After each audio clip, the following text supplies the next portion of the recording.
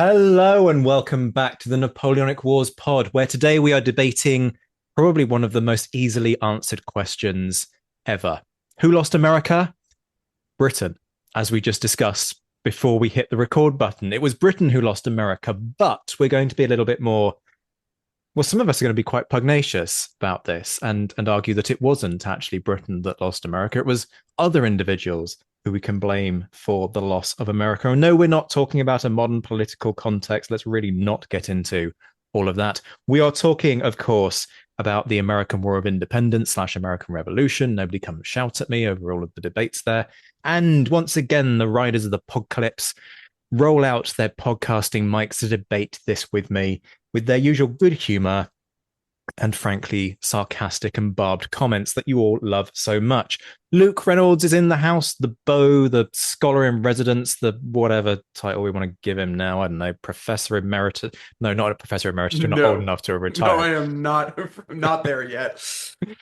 Liam Telfer, Quartermaster, all-round Napoleonic reenactor pinup, the housewife's choice of the podcasting history world, and Josh Redden, who I'm not about to describe in anywhere near as flattering terms because to do so would be deeply problematic.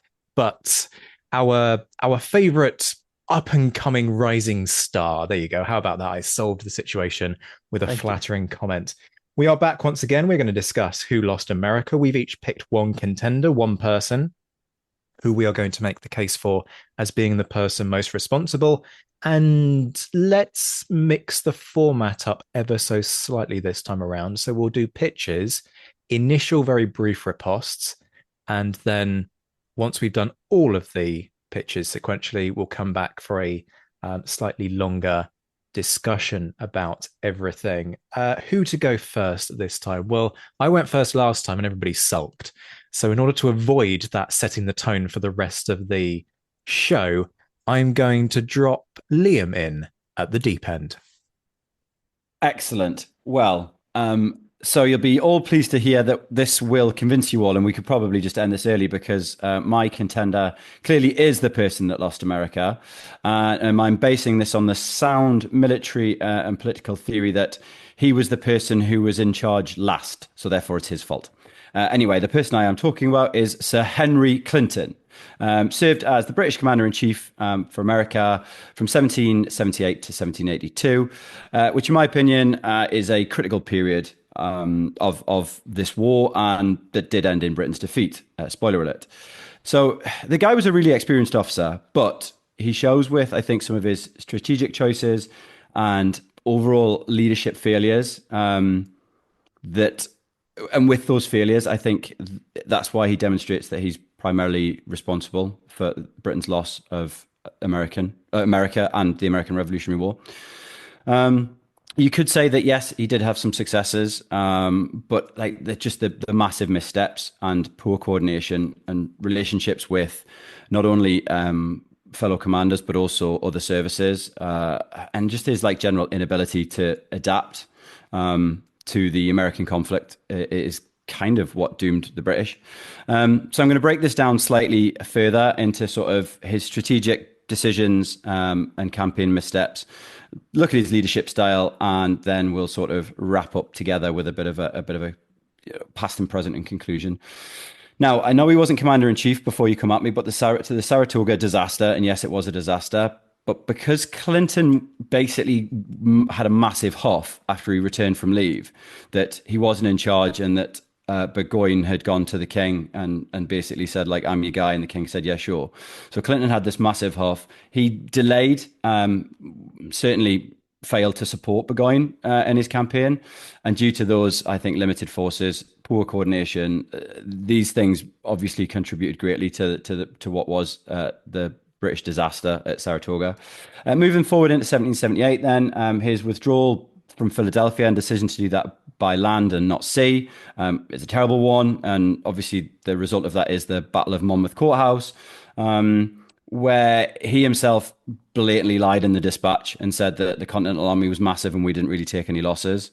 As a result of which, Washington's army was pretty much intact, and it was a huge boost for American morale.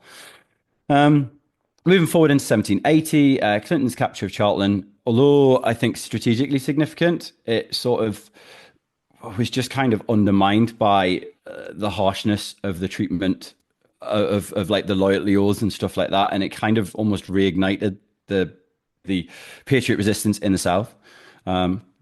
Make sure I don't get those two mixed up because that could be awkward.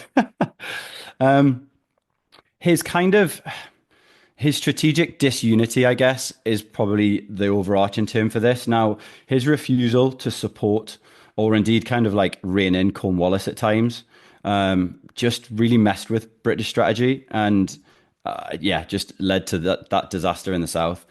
And then you could say Yorktown, he's got really poor comms, he's late with reinforcements, and he doesn't really unify the land and navy strategy.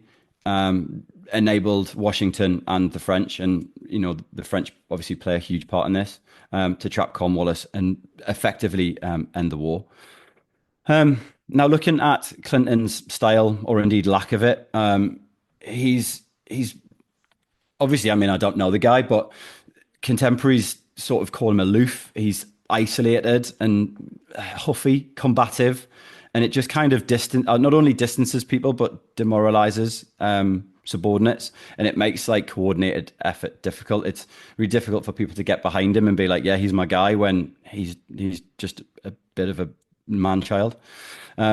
He clearly clashes with Howe a lot before and during like the early phase, at least, that we talked about, and the strategic disagreements and personal animosity between them both really, really weakened the British effectiveness early in the war.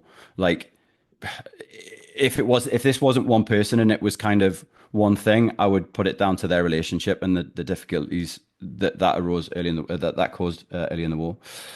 As I mentioned, his feud with Cornwallis and just like the really poor collaboration and mistrust between the two of them kind of contributed quite heavily, I think, to the failure of the Southern Campaign.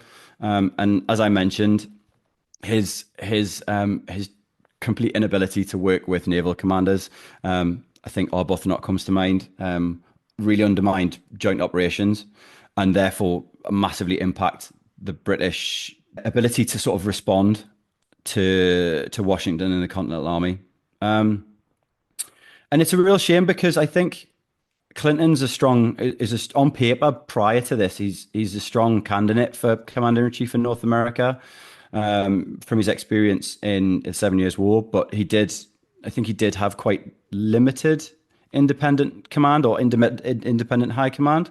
And yeah, he hasn't learned from the sort of that European tactics and training is ill suited to a lot of what the British were trying to have to do in terms of the irregular warfare, huge distances, political dynamics, and that sort of failure to really address the hearts and minds that may have turned things around early doors. And he relied too heavily on sort of conventional stuff. Now, like I said, just to wrap Clinton up, he did achieve some victories, but his sort of commander-in-chiefship, his tenure as commander-in-chief was marked by disunity, error, and sort of really failed leadership, I think. And therefore, he has to bear major responsibility for the loss of America by just failing to unite the British efforts at what was a critical time, mismanaging those relationships and allowing opportunities to slip away. He's not the sole he's not the sole cause of the British defeat, but I think he's the linchpin of this, and that is why I think you'll all agree that Sir Henry Clinton is the reason that Britain lost America. Thank you very much.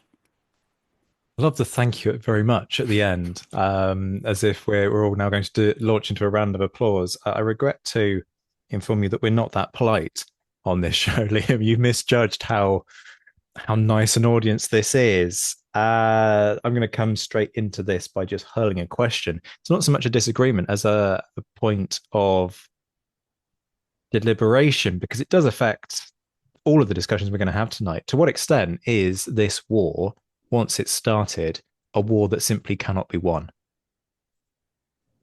Oh, I think that's a great question, and I would come back at you with, what does victory look like? What does winning the war look like for Britain? if indeed we're going to go to Britain winning the war. Now, is it a ceding of some of the colonies to some form of Continental Congress and some form of United States? I don't think it is. Let's be honest. This starts off as a rebellion. Britain are fighting traitors as they see it. And I do think that the war is winnable with. I've got hindsight, right? Like this is really difficult to put into an 18th century sort of boots, as it were. I think it is, but I think it would have required a very different touch, and it would have required a lot more, I guess, working with and a willingness to work with these rebels, these traitors, these patriots, in order to come to a less violent solution. And I think that would have been the only way, and that would have had to have happened very early on. This war is winnable for 2 years. This war is winnable from 1775 to 1777. The minute that the United States, as the fledgling United States, the Patriots, however you want to refer to it, gains the support of France and Spain, it's done. Because France and Spain, once they have the bit between their teeth, have an excuse to turn Britain into a punching bag and to do to Britain exactly what Britain did to them 15 years before in the 7 Years' War. And at that point, Britain has a choice to make. It can try and hold on to these colonies that palpably don't want to be held on to, or it can hold on to, among others, India, Gibraltar, and even at one point the frickin' Channel Islands. Once they're in, then it becomes a global war, and then Britain simply cannot. It can hold on to a large amount of its empire. It does that, right? It does not lose everything, but it does not. It can't hold those 13 colonies at that point. Okay, so I look forward to Luke's pitch later on, which is in answer to the question of who lost America, the correct response is clearly the French. Josh, let me bring you in.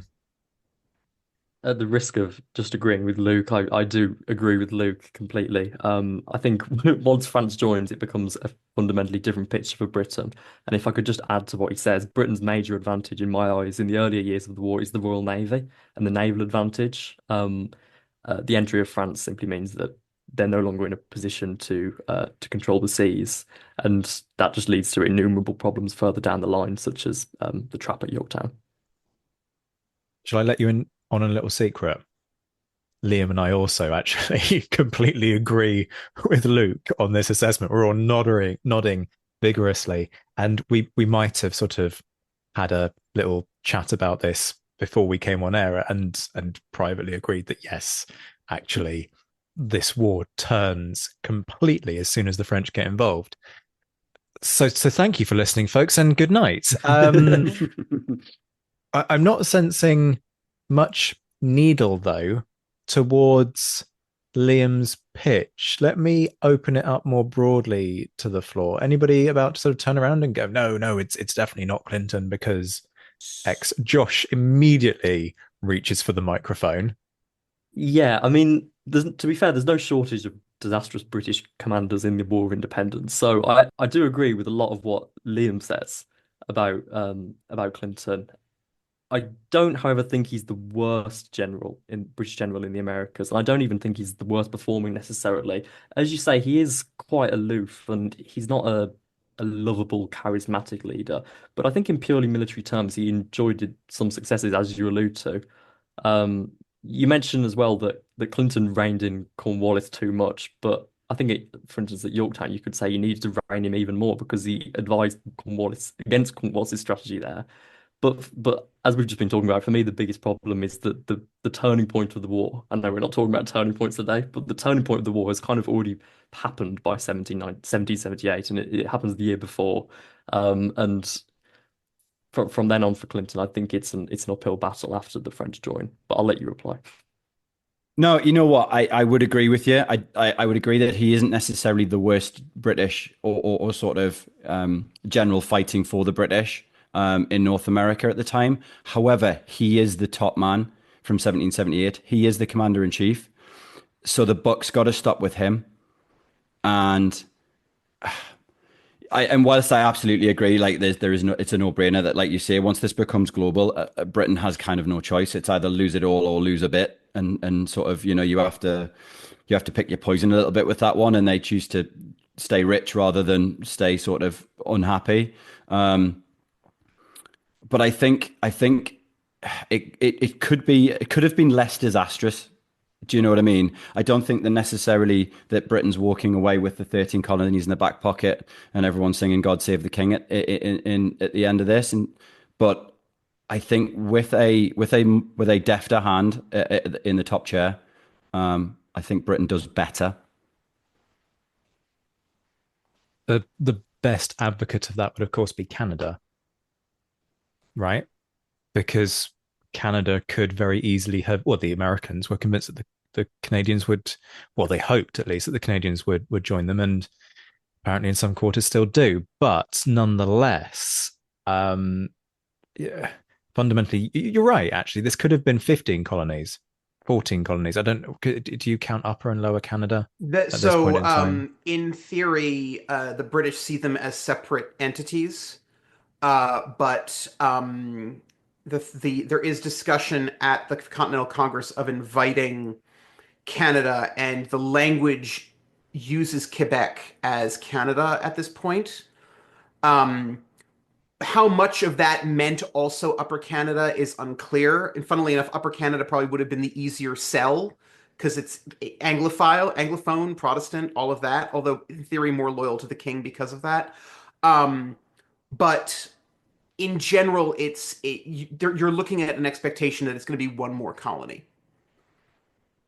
Now, by the time we get to 1812, right, and they're trying to do it again, and there's that whole sort of, the conquest of Canada is merely a matter of marching. What's the view there? Is the view going to be different provinces become different states? That I'm not sure on. Actually, that's a really interesting question that I'd love to do a little bit of digging on. Okay, so we've set Luke his homework. That's good. Indeed.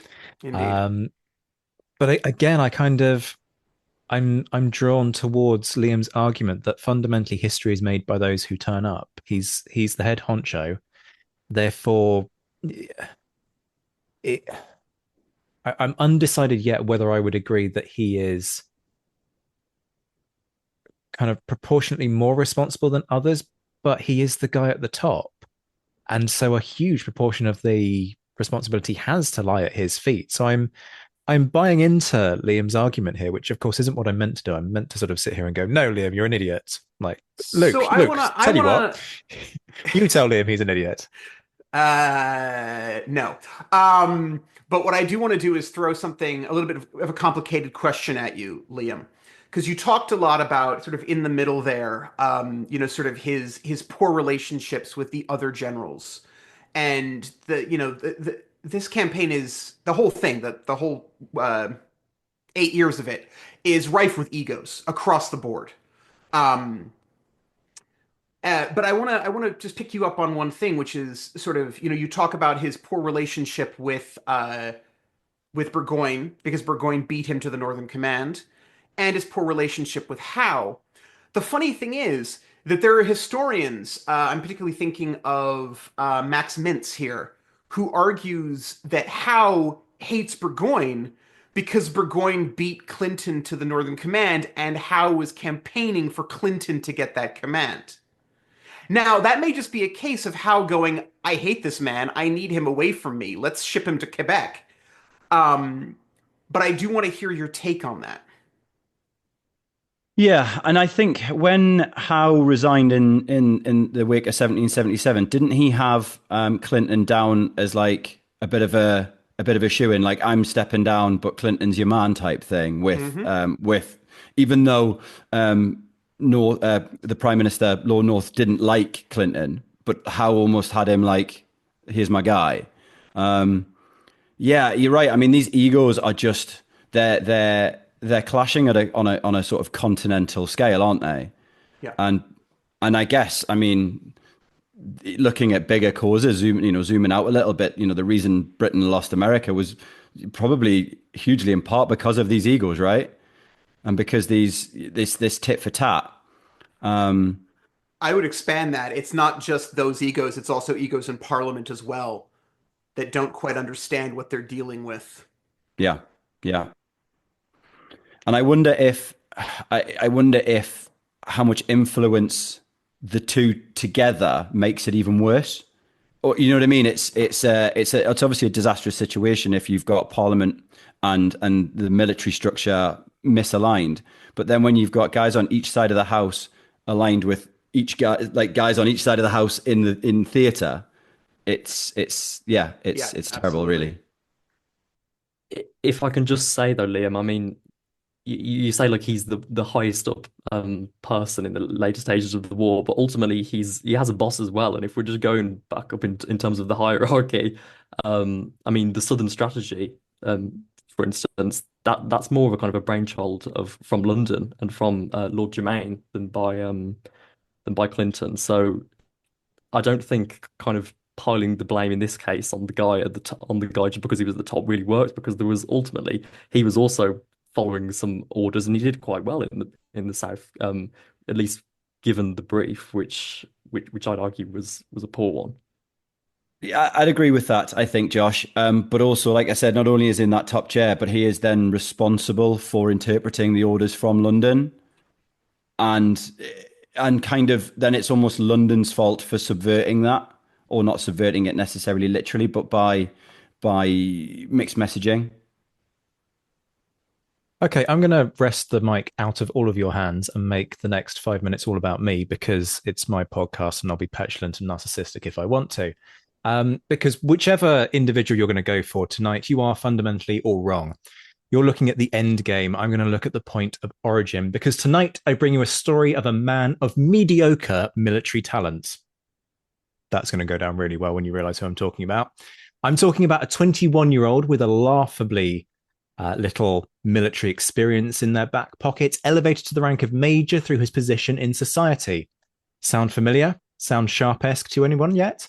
A man who leads an ambush on a neutral force in an area of disputed boundaries at a time of heightened tensions. Sounding incompetent? A commander who failed to successfully defend the fortifications he had seen built and signed a surrender document that he couldn't even read. An officer whose blunders created an international incident that sparked the French-Indian Wars, a war that would see the British emerge victorious in North America, establishing an effective British monopoly in the region, which would sow the seeds of discontent that would lead to the American Revolution. Folks and friends, I put it to you that the person who lost America, the architect of this fiasco, was none other than the man who benefited from it the most, George Washington. Thank you for coming and good night. No, so let me actually unpack this properly. Washington starts out as a major in the Virginian provincial militia. He gains that position because he comes from a wealthy and well-connected family. His appointment comes from none other than the Royal Governor of Virginia. Side note, what Washington actually wants is a commission in the British Army. Imagine how differently things might have turned out if that had happened. He is selected to then run a survey mission through an area of what is today kind of Pittsburgh, and back then was referred to as Ohio country. And he's tasked with assessing French fortifications in the area and asserting Britain's claims to the region, claims, incidentally, that the French contested. He's going into a volatile region. This is an area of increasing militarization. And he would go in, build the fort, and deliver the British assertion of a claim in the area. Instead, he ends up starting a war, because both the British and the French have a growing military presence in the region, and the French are building their own forts there. So the tensions continue to mount. Washington ends up being promoted to lieutenant colonel. He's told to raise a force to support the building of the British forts. And his orders are, and I'm quoting here, to act on the defensive, but in case any attempts are made to obstruct the works or interrupt our settlements by any persons whatsoever, you are to restrain all such offenders, and in case of resistance, to make prisoners of or kill and destroy them. Spoiler alert, he really doesn't act on the defensive. Because when the French send a party of just 35 French Canadians, so not exactly an imposing force, to the fort, with instructions to suggest that Washington gets the hell out of French territory, this intrepid lieutenant colonel ambushes them at what is somewhat grandiosely termed the Battle of Jumonville Glen, a battle, I would add, which involved exactly 87 people of all ranks. Kind of overplaying it somewhat. The guy in command of the French is called Jumonville. He's killed along with 10 others. Most of them were asleep in their camp when Washington's men opened fire. Not exactly a particularly glorious affair. And it sparks an international incident. The French claim that Jumonville was slaughtered in cold blood. There's a lot of debate about that, conflicting accounts. I'm not going to get into that controversy. Washington then awaits the frankly inevitable French counterattack. The French send 700 men, force Washington to surrender, making him sign a document that says Jumonville was assassinated. Now, the document was in French, which Washington couldn't read. So he effectively agrees to the French version of the narrative by signing that document.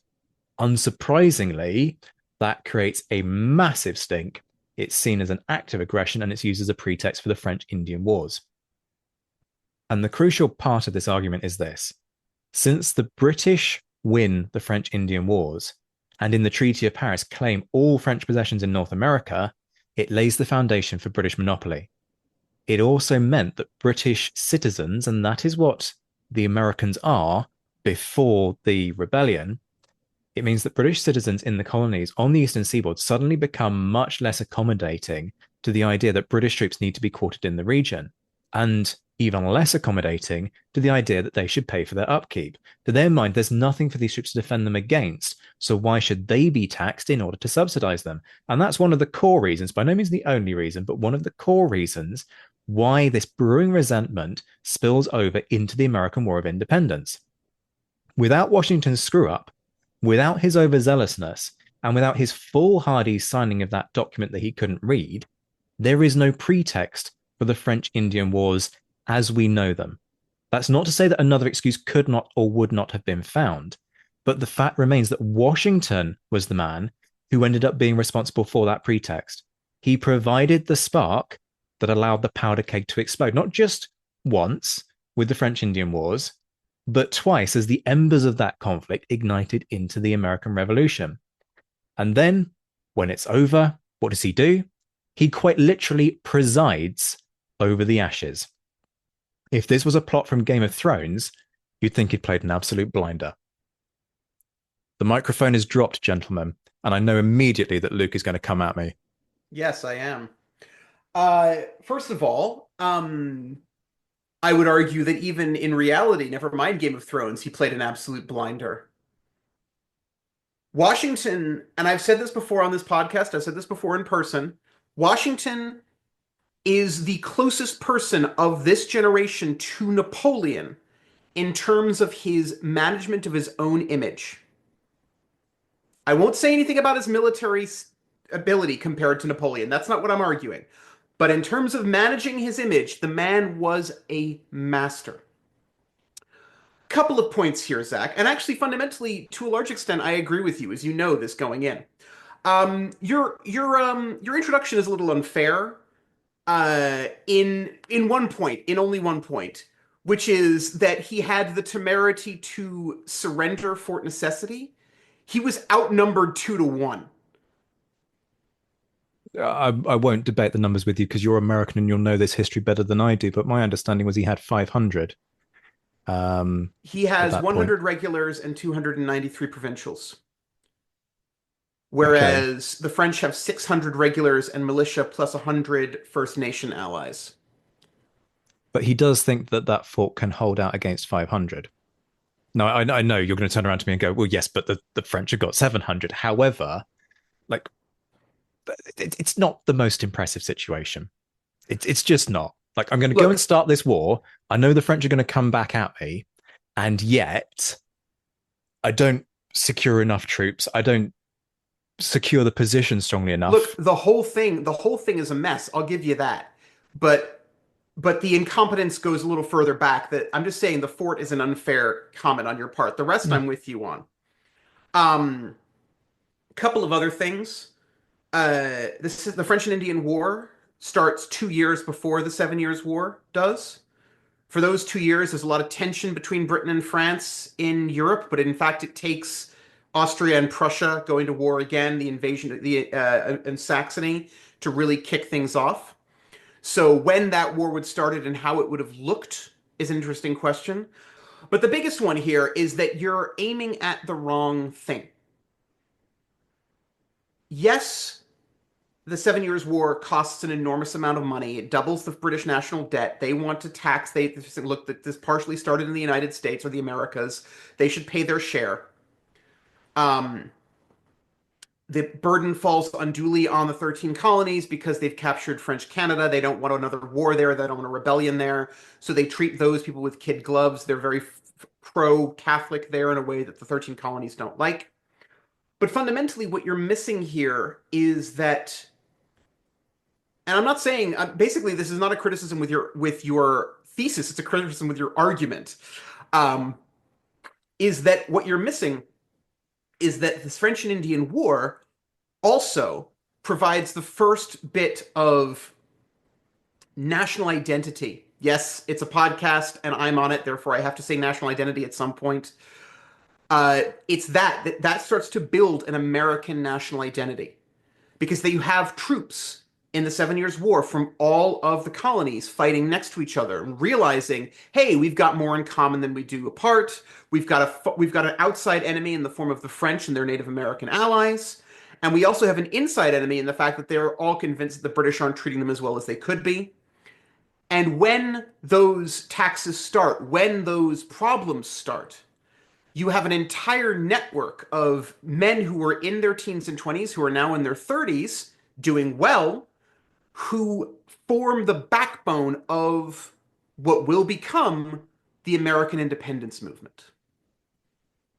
So I wouldn't actually dispute any of that with you, because America's got to reach for something when it comes to forging that national identity. And what else is there really prior to the revolution itself? Well, you've got to take this back at some point. They've got to go looking for something. So sure, I wouldn't dispute that. But in terms of answering our question of who lost America, are we saying the Americans lost America? Therefore, no. You misunderstand me. I'm just saying. I'm actually reinforcing your arguments. No, I know you are. You missed. No, I get it. But in terms of staying focused on the question, does this therefore mean that we're actually going off at the wrong tangent and we're talking about the Americans losing America and sort of gaining it along the way?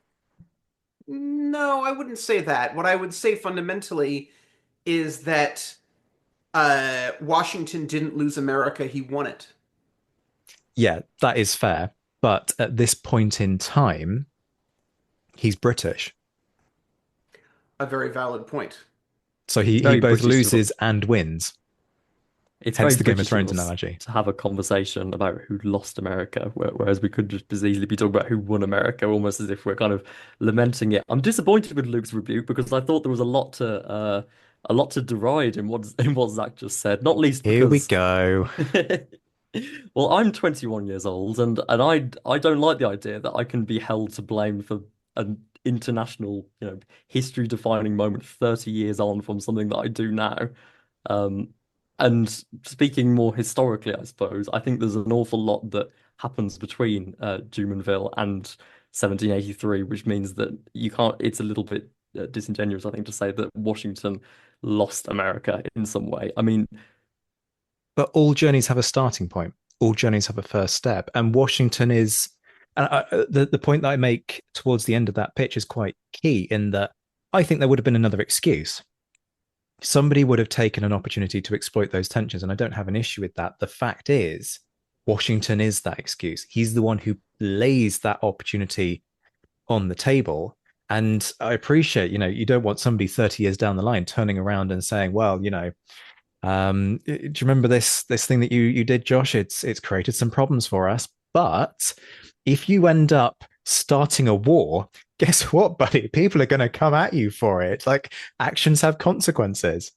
Well, tensions were kind of already boiling over in 1754, both between the colonists, and then 2 years down the line, it breaks out into a global war anyway. I mean, Washington sure, he was involved in the kind of the immediate escalation of that into a war, but I kind of view that more as a historical curiosity than anything else, kind of one of these great ironies. I mean, between then and the War of Independence, you still have so much that happens. So like kind of the Stamp Act and kind of and taxation, and then ideological changes in America, and kind of Britain's misguided attempt to pay off its national debt after the Seven Years' War. I mean, all of these things, to my mind, could have gone differently in a way that means it's a little bit harsh to blame 21-year-old George Washington. I have a question for you, Josh.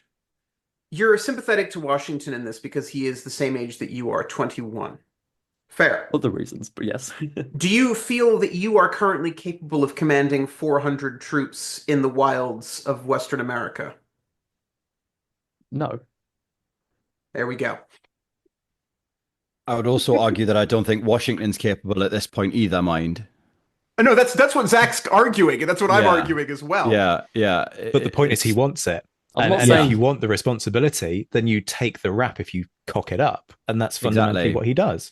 I'm not saying he didn't cock up. I'm not saying he was a military genius, but I But he mean, has to take the responsibility for that. If he's seeking, if this was forced upon him, I might be more sympathetic. But he wants this responsibility. we'll He give wants him to the be respons commanding a company probably in the British Army at this point in time. He's going looking for this opportunity, and then he gets it, and he makes a hash of it. And there are a series of consequences. And yes, it's a long-term cause, but if you want to kind of look at where does a lot of this stem from, well, it stems from the French Indian Wars. And who's the root cause of that? Oh, I know this one. It's conflict? Frederick the Great invading Saxony. Yes. Thank you so much. Or maybe we'll take it all the way back to Charlemagne somehow. well, this is the thing. I mean, you say root cause, but I mean, you can hold Washington accountable for Jumonville Glen or whatever in 1754. Probably less still for events after that, in my mind. But I mean, a decade later, I just think the whole situation is just completely diluted, like beyond this junior officer's control. And if you're really going to say something 30 years later is Washington's fault, I can't. I disagree with you, Zach. I maintain if you start a war, but then starts another war, you've got to take the rap for it. Liam, let me bring you in. I think I agree with you both, Zach and Luke. To be honest, I mean, clearly the Jumonville affair is the spark that ignites the French and Indian War, right? And Washington is responsible for that. But I think he also tries to get himself out of it a little bit, doesn't he? Like blame a translator or sort of say that it wasn't correctly written or something like that, and then basically resigns on the back of it because the British say that you're a colonial and you can't hold a proper commission. And how much of that then does play into his mindset even before 1755 with Braddock and all that stuff. Yeah, I think it's a really interesting point, and actually, you don't have to squint too hard to think that. Whilst I don't think necessarily George Washington is responsible for losing America, as it were, but I do. He has a very, very big hand in it way before 1775. All right. In the interest of keeping things moving, we're going to move it on. Luke will get the final word because I feel that's apt for the American to have the final word, which means, Josh, you are up. Thank you. So obviously, I think we can all say by now that Britain didn't lose the American War of Independence just because of one person. There's plenty of blame, if you like, or to go around. And there are a lot of factors, I think, that are kind of beyond one person's control. But I think if we're looking for the moment when it starts to unravel, I think it's, as I've already mentioned, Saratoga in 1777. And the question is, well, then who do we blame for that? And for me, it's John Burgoyne. Um, he was an experienced officer, although he was a bit of a beau. He was fond of women, wine, and gambling, and I think his interest in the lattermost of those perhaps reflects in his conduct in this campaign. Burgoyne mostly came up with the plan for the Saratoga campaign, so it's not just his execution of it that can be critiqued. And And his idea was to march an army of about, I think it was 9,000 men, I've got written, into upstate New York and secure the Hudson River. In doing so, he hoped to sever New England from the rest of the colonies and to stop the rebellion at source. Um, the plan had some logic to it. The idea is that Burgoyne comes down from Canada, St. Ledger comes in from the west, and Howe moves up from New York, and they all converge at Albany. In practice, it obviously did not work out like that. So the plan relied on three different armies spread across literally hundreds of miles of rough terrain, coordinating near enough perfectly with one another. Um, the practicalities of communication in wartime, as we've already discussed in a different episode, were an enormous hindrance. And I think the same is true here. I think they overestimate their abilities to overcome some things that just couldn't be overcame. And sure enough, communication is where it went wrong. Burgoyne preempted the others, and well, because St. Ledger was essentially defeated or was forced to withdraw, and Howe ended up doing his own thing, which I'm sure we'll move on to. Whether justifiably or not is another question, because I will say now that he ended up in Philadelphia, but he didn't receive specific orders to reinforce Burgoyne. Fact of the matter is that Burgoyne ended up on his own, but in any case, thanks to the impossibility or the poor planning beforehand, he realized he was isolated far too late. Supplies are low, and he's deep in enemy territory. And even at that point, which he had the opportunity to cut his losses, he keeps going. And then it starts to badly go wrong. He gets smashed at Bennington. He starts losing his indigenous allies, and this is beginning to reflect in the morale of the troops. And when he finally arrives at Saratoga, he's trapped. Gates and Arnold are waiting, and there is no way out. And after a couple of desperate fights, he surrenders. A significant British army gone. It's a military disaster in its own right, but it's also one that changes the whole face of the war because up until that point, the Americans had pulled off a few wins, but nothing of the scale of Saratoga. So there's definitely a kind of a symbolic importance to Saratoga as well as a strategic one.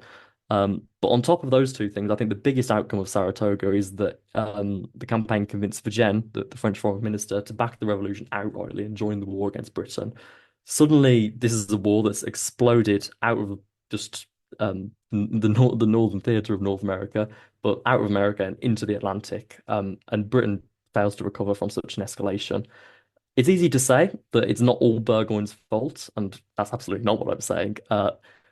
London was no good help, and the communication from others was poor. And as I say, I'm sure we'll discuss how ends up doing his own thing. But Burgoyne was the commander, the one in charge, and he was the one who devised most of the plan.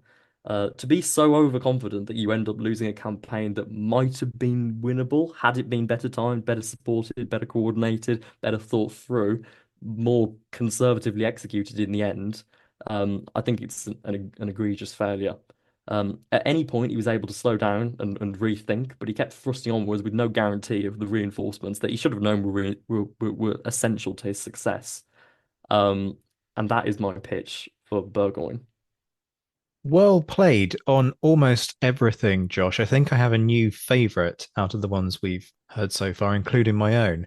But I am going to pick you up on one thing, because earlier you turned around to Liam and said that it wasn't fair to highlight Clinton on the basis that Clinton is the guy in command. And you have just said that Burgoyne takes the responsibility for this one because, and I quote you here, Burgoyne was the commander.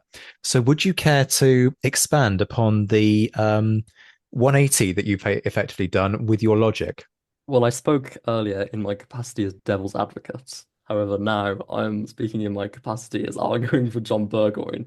I mean, and I suppose the more serious difference between Burgoyne and Clinton is that Burgoyne designed the Saratoga campaign himself largely. He was mostly responsible for it. Clinton, to a greater extent, had to deal with Whitehall.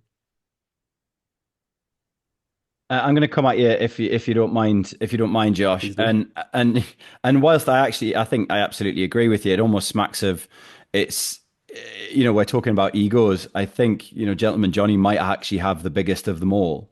When he's petitioning the king to say, yeah, I should really have command somewhere, and and I should really be doing what's best because I know what's best. And he is vastly overconfident. But then are we saying that it's Burgoyne, or is it what happens at Saratoga itself that is the cause of Britain's loss? Now, you're right, he completely oversteps at almost every point in the planning and execution of the Saratoga campaign, as you've said.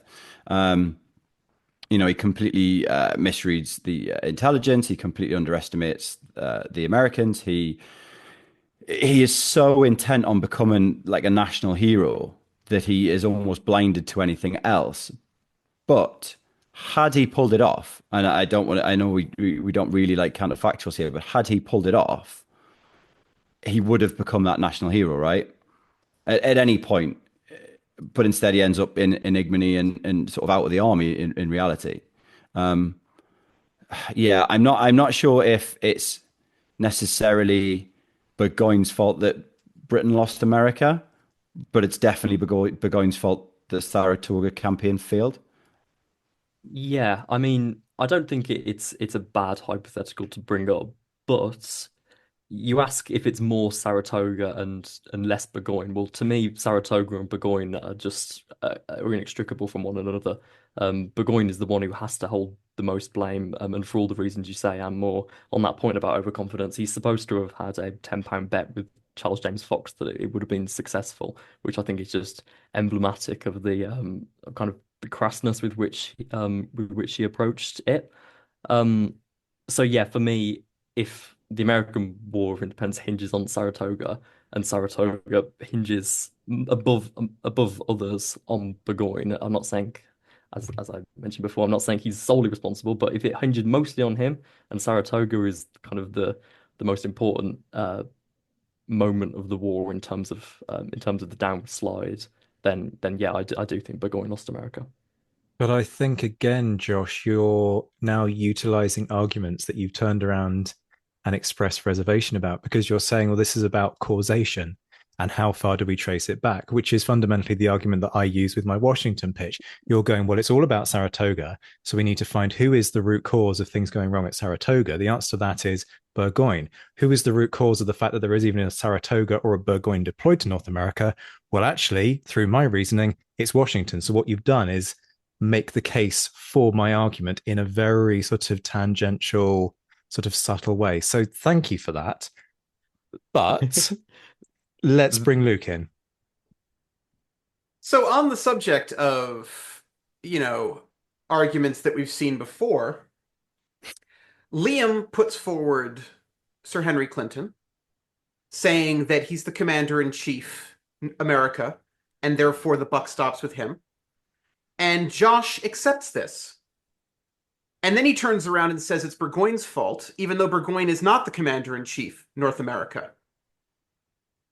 The commander-in-chief North America, who we will talk about in a moment, is Sir William Howe.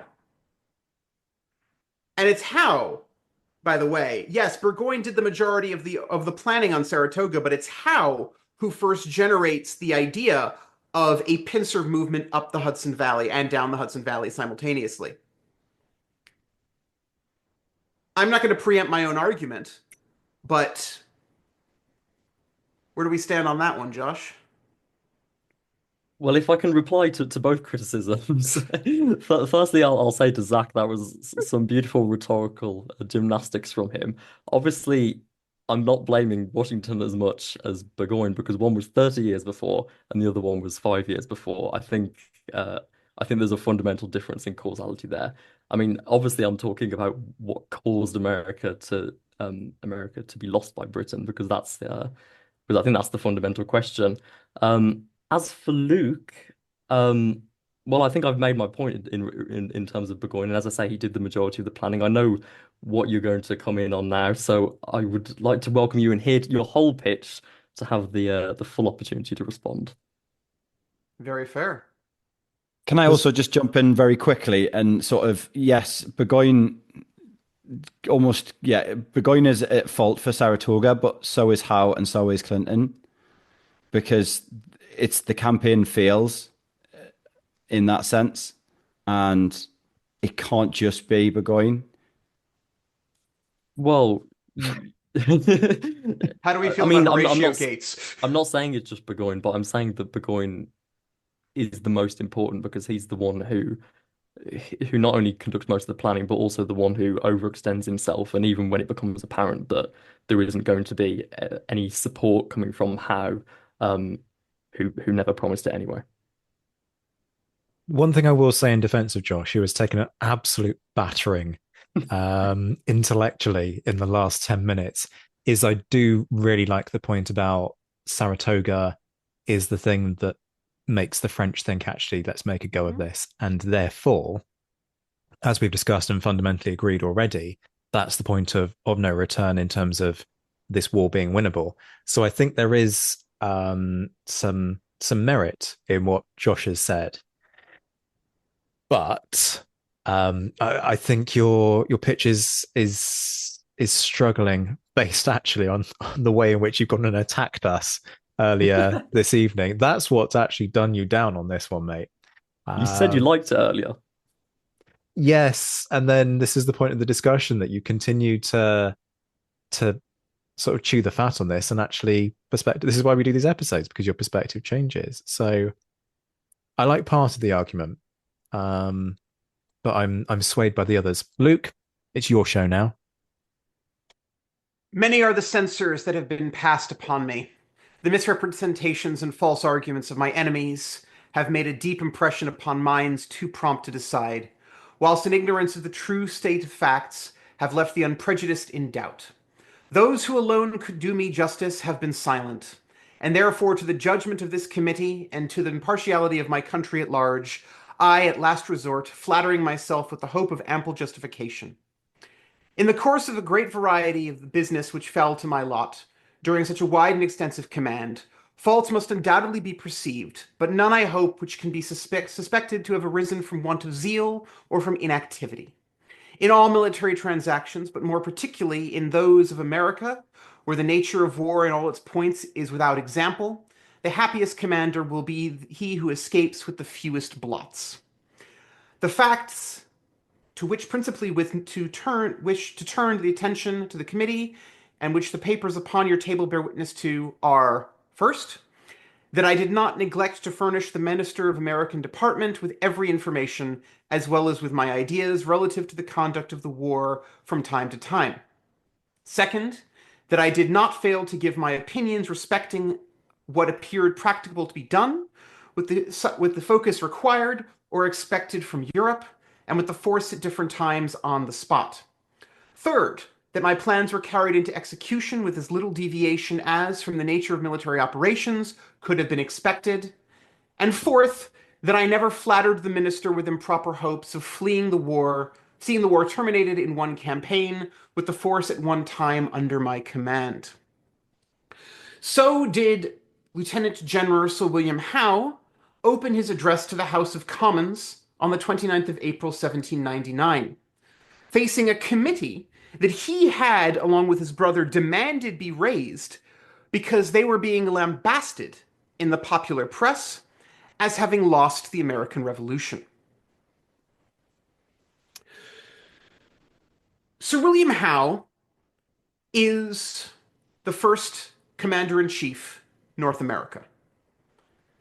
He assumes command in September of 1775 and departs in May of 1778. This covers the Saratoga campaign. Therefore, by Liam's argument, he is responsible for Saratoga. And we have all agreed that Saratoga is responsible for the turn in the American War.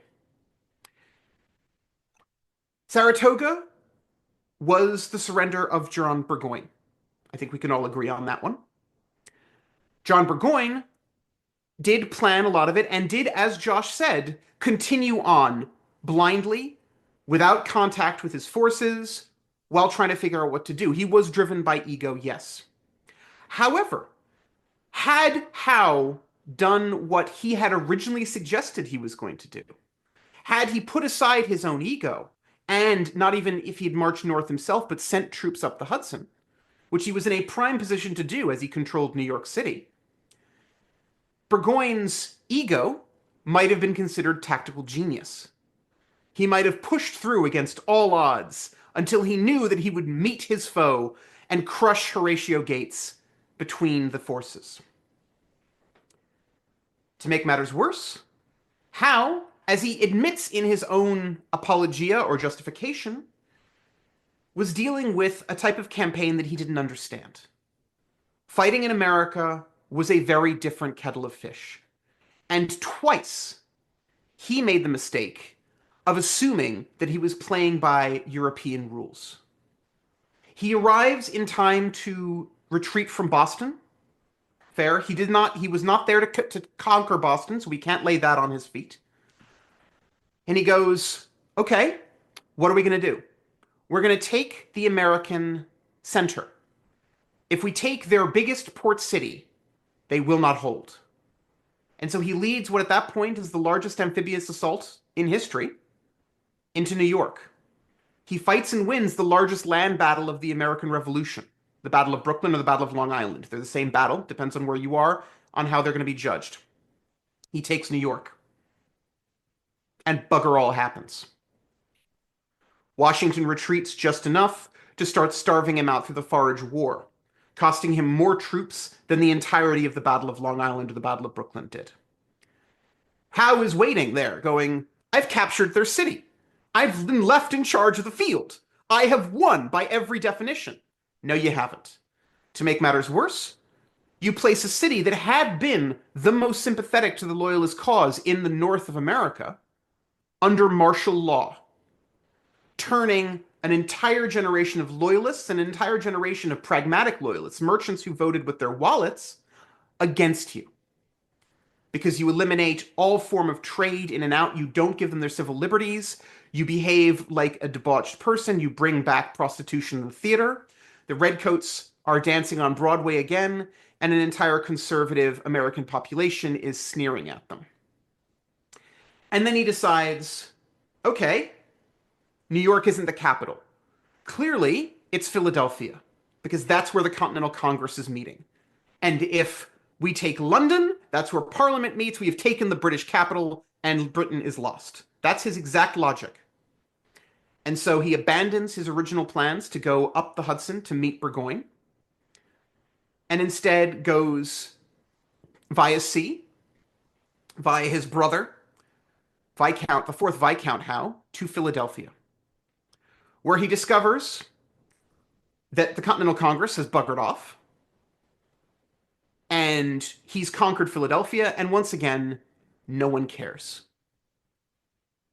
Napoleon, sitting in Moscow, waiting for Alexander to come and surrender, could have learned from William Howe, sitting in New York and Philadelphia, waiting for Washington to come surrender. And neither of them do. And then, faced with criticism, yes, he and his brother both resign their commands. Not because Parliament or Lord North are demanding that they resign their commands, but because he's getting word from his allies in London that he is being blamed for the loss of the 13 colonies. And he cannot respond to that properly politically while in the 13 colonies. So he writes his letters of resignation that are accepted eventually in 1778, and he buggers off. Not because he is beaten catastrophically, like Burgoyne at Saratoga, but because he decides that defending his political career is more important than trying to keep going with what he was doing. William Howe, later the fifth Viscount, fails to turn New York City into the British capital in North America. He fails to turn it into a loyalist stronghold. He fails to take the Continental Congress at Philadelphia. In both cases, he assumes that taking the cities will win him the campaign, and he loses. And to make matters worse, he abandons John Burgoyne, leading to Saratoga. And if the buck stops with the commander-in-chief, then it stops with William Howe. He is also the only general to write 100-page explanation of why he didn't lose the Americas. Methinks the future Viscount doth protest too much. Now that, folks, is how you do a pitch. We're all sitting here nodding along. Well, Josh isn't nodding along, but Liam and I are sitting here nodding along. Go on then, Josh. Let's see you sort of take this one apart. Well, you make a lot of good points, Luke. I'll give you that much. And Can you I make just them. say there is so obviously a but coming at the end of that sub clause, and you know what they say in Game of Thrones? Everything that comes before the but, total bollocks. So lovely, lovely kind of attempt to sort of part the waters and soothe the anguish of the bow there, Josh. But it's not going to work because there's a but coming. So let's hear the but. I was being sincere, but you're right. There is a butt the size of North America on its way. So you're right. I mean, I think Howe can take his share of the blame. However, fundamentally, whatever Howe's reasons for changing his plan to attack Philadelphia, arrogance, misdirection, like lack of intelligence, or genuine tactical reasons, tactical gamble, whatever they are, Burgoyne should not be pushing onwards without kind of genuine reason to think that he's going to get supported, which he doesn't have any.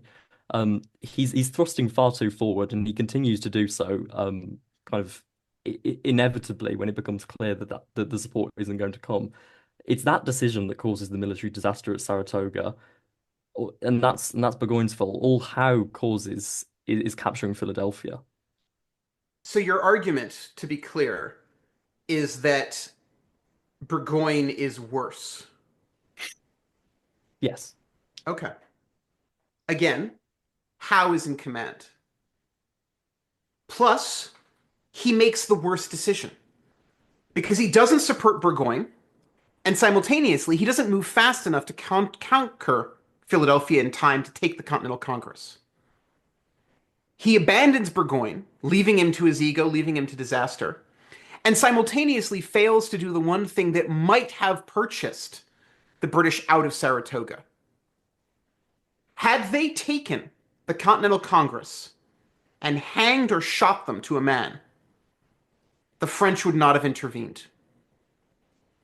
Burgoyne has an ego. I'm not arguing. Any man called Gentleman Johnny has an ego. And yes, he's making mistakes. But Howe is an overall command, and plus he's making mistakes beyond Philadelphia, beyond Saratoga, that are messing everything up. But I mean, you say Howe is in command, but Burgoyne is also the one who's designed the Saratoga campaign. So On Howe's suggestion. no, but Burgoyne has come up with the meat and cheese of it. He's the one who's and then thereafter he's the one who's continued following it to its conclusion when it's destined to fail.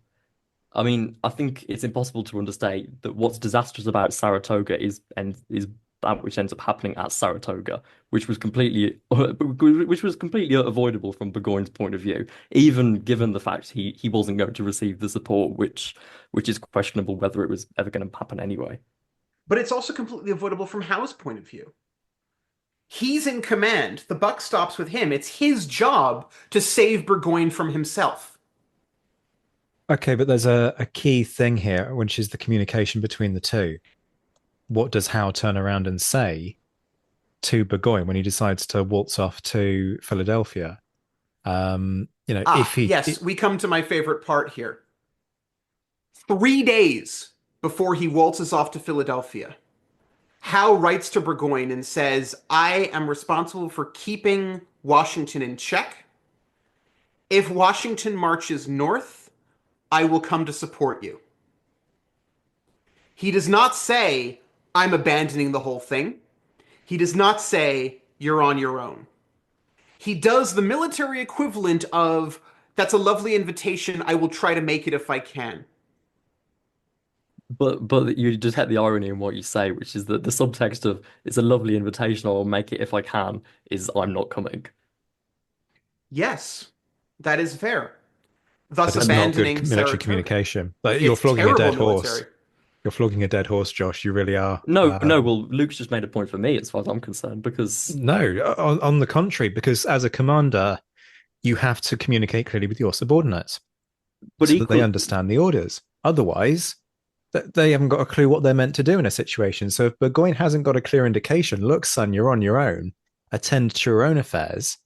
If Howe hasn't made it clear that Burgoyne has either got to make it work solo or pull back, which fundamentally is what Luke is saying, there is no clear indication in either instance, then you'd leave somebody who has a known ego because he's going around calling himself Gentleman Johnny to their own devices. That is very poor management of your subordinates.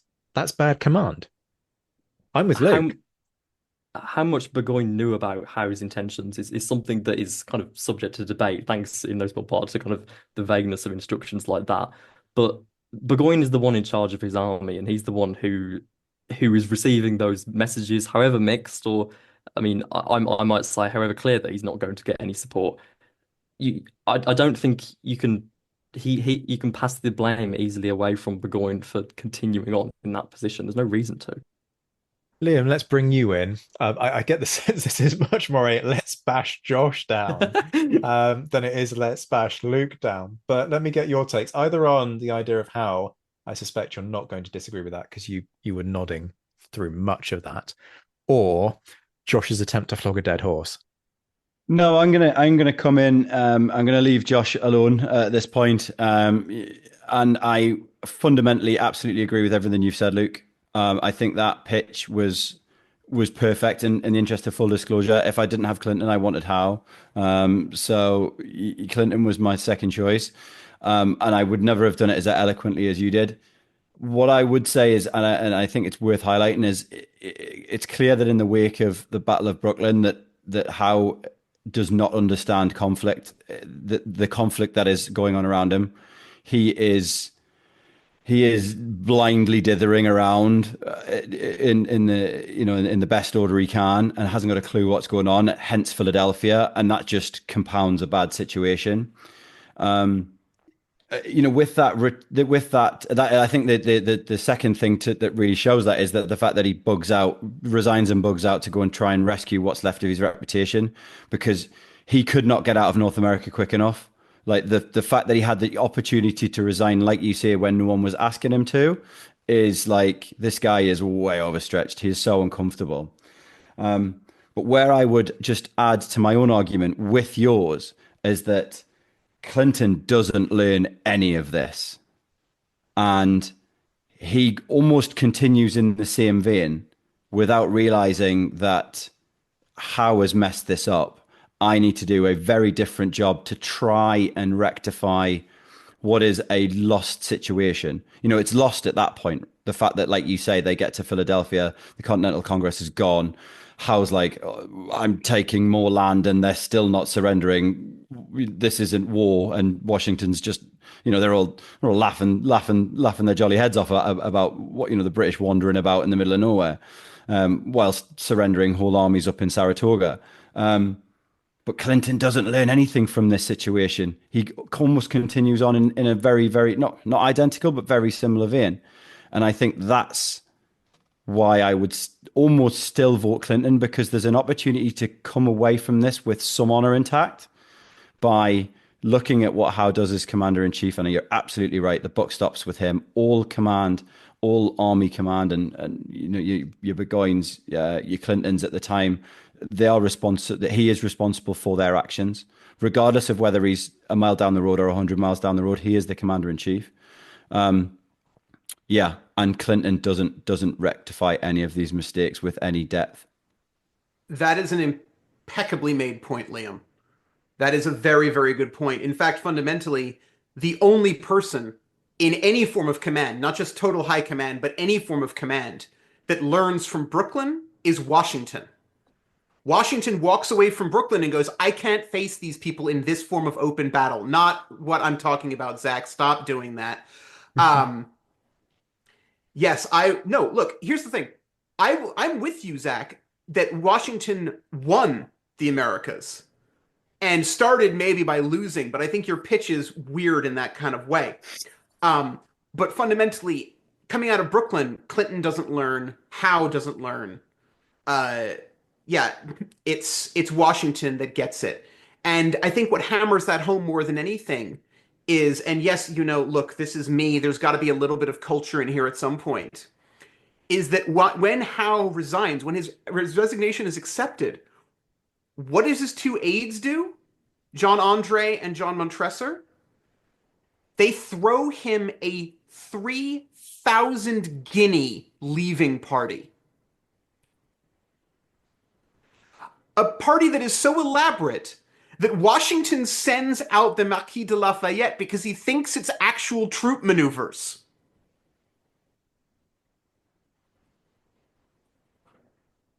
There's a commander-in-chief that is so far out of touch with what's going on that, yeah. Yeah. So can we agree that we agreed now then that in fact it wasn't just one person that lost America, it was actually Howe and Clinton combined. And Washington. And It was everyone but Washington. Everyone but Washington. Josh just will not let this go. We are seeing another won't. side to Josh, but I'm going to turn the tables on all of us. If you couldn't have your pick this evening, who would you be voting for based on what you've heard tonight? And I'll start with this, and I'm going how I think Luke makes an impeccable case. Luke? Washington. Josh? I'll go with Howe just because I think Saratoga is so important, but I'm not happy about it. Oh, really? We hadn't picked up on that over the last hour and a quarter. And last but by no means least, Liam. If you're asking me to redo this again and pick someone else, I'm going to go Howe. But I think if we could just change the question slightly and say who could have saved America for the British, I'm sticking with Clinton all the way. Okay. That's a better way to that way to phrase it. Actually, that's a really interesting way to phrase it because it allows us all three, but it eliminates Washington.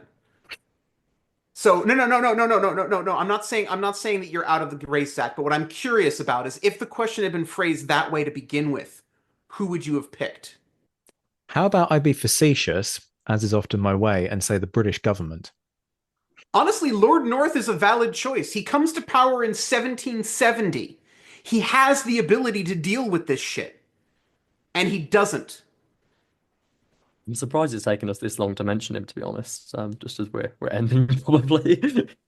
But that is a bombshell and a cliffhanger and a prospect of a future episode that we can leave our listeners with. Thank you so much, as ever, to my Riders of the Apocalypse for their contributions this evening. You've been listening to the Beau Reynolds, the Quartermaster Liam Telfer, and the Provost Marshal Josh Redden. Folks, this has been the Napoleonic Wars Pod.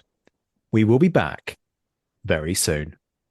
Did you enjoy this episode? Be sure to subscribe so that you can find your way back to us. If you want to stay up to date with all the latest news, sign up to our mailing list. The link is in the description. And don't forget that you can enjoy early access, exclusive episodes, online courses, and much more on Patreon. The link is in the description. And if you're looking for personalized merch for the Napoleonic nerd in your life, drop us a line on social media and we can design something for you. Shout outs to our patrons who, at the time of recording in late June 2025, were in the mentioned in dispatches tier, Brendan Teeling, Beatrice de Graaf, Lynn Dawson, Jim Deary, Josh Keeney, Colin Fieldhouse, Jim Getz, Jeff Maple, Robin Brasher, Indiana Fats, Stephen Gillen, Hugh Brennan, Alistair Campbell-Grieve, Andy Meakin, Mark Anscombe, Rob Coughlin, Bruins Girl, Noah Fink, Miles Reedy, Nick Overland, Graham Goodwin, Chris Pramas, Anthony Gumbau, Anonymous American, James Fluick, Natasha Hobday, Rod Schwager, Chris Kimball, Gary Dennis, Ted Andrews, Richard Anderson, Arthur Forgy, Sam Moore, Wyatt Pollock, Joe Ayres, Peter Findlay, Giovanni, Steve Gillen, John Baptiste Van Merlen, Daniel Friedman, Neil Reed, Jonathan Willett, Wojciech Stefanovic, Simon Weathers, Zach Johnson, Robin Painter, and Simon Weathers. The Admirals, Ian Harding, John Haynes, Mike Guest, Rachel Stark, Mark Duckers, David Priest, Graham Callister, Sean Sullivan, Stephen Ashworth, Reto the Sci-Fi Fan, Tim Day, Jason Morn, Tim Pritchard, and Darla Vincent.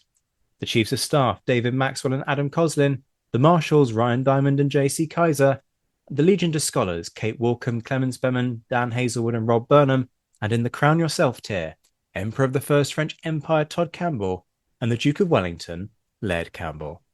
We'll be back very soon, but until then, this has been the Napoleonic Wars Pod. On behalf of myself, Liam, Luke and Josh, take care of yourselves, folks, stay well, and as always, thank you for listening.